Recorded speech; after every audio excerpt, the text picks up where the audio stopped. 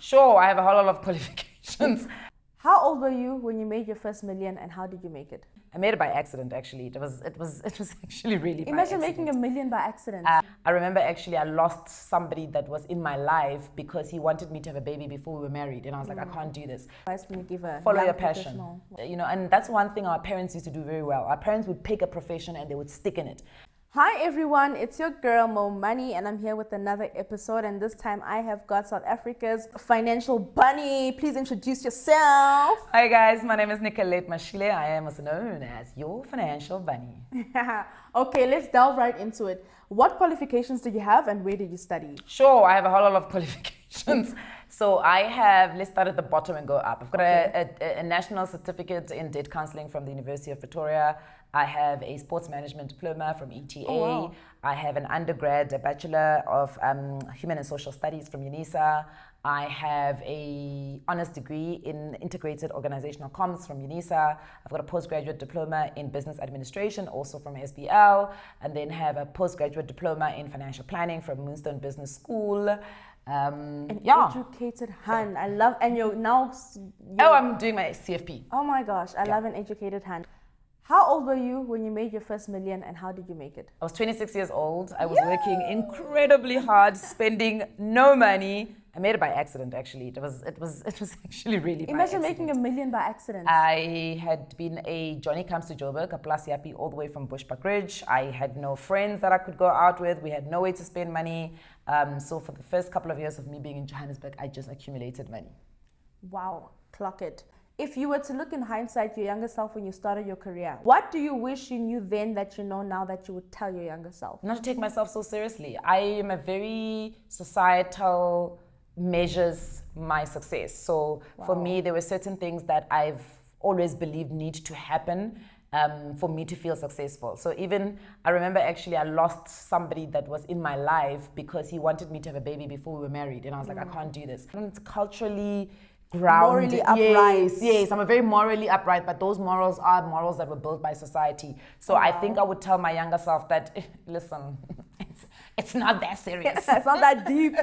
To anyone watching who is wanting to navigate their career pivots, what advice would you give that person struggling to actually get into an industry or pivot or climb up the corporate ladder or business-wise? Follow your passion. Wow. Follow your passion and invest in it, and it takes time. I think a lot of people expect microwave success and expect microwave results. Unfortunately, it doesn't work like that. If you look at some of the best salesmen, in fact, the other day we went to Dada's, the guys who sell cars, the brothers, right? And I was going through their floor, and they've got pictures of when they first started. And the guys there have over 30 years of sales experience. It's not difficult for them to sell for 12 million rand car. I think it is important that, and that's one thing our parents used to do very well. Our parents would pick a profession and they would stick in it.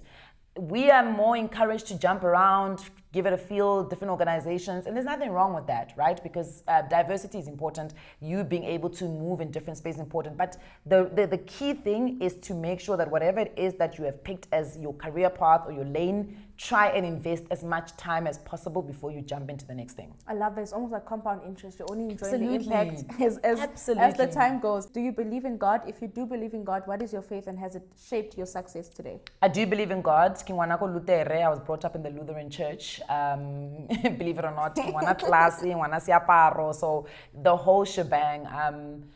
I do think God has shaped where I am. I have a lot of conversations and fights with God. In fact, this morning I read a Bible verse from Ecclesiastes, something about your useless lives, and I made a mark and I was like, this needs to be discussed. I don't know what this means. But I think if you do the work that we do, you will be very surprised at how many biblical lessons are actually in the Bible. Tied with it. There's one about sharpening your axe that always sticks with me. It goes back to the previous question. You can't want to call yourself the best-selling author in the country if you didn't write the best-selling book. Wow. You can't want to be the best finance content creator if you have not put in the years to become the best finance content creator.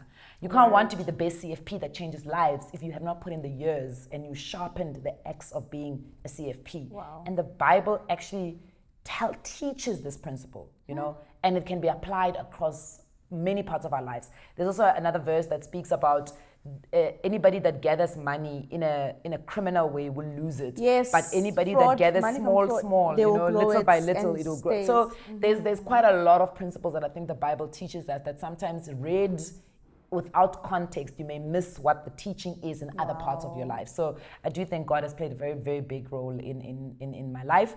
The one thing I will always say is I don't, and then maybe it's wrong, I don't practice Christianity, I live it. Wow. Yeah. Wow. Okay, guys, that's it from me and South Africa's Fitness Bunny. I will catch you guys next time. Bye. For every time somebody calls me the fitness bunny, I should get a rand money for it. You owe me money. I'm not the fitness bunny. Yo, guys.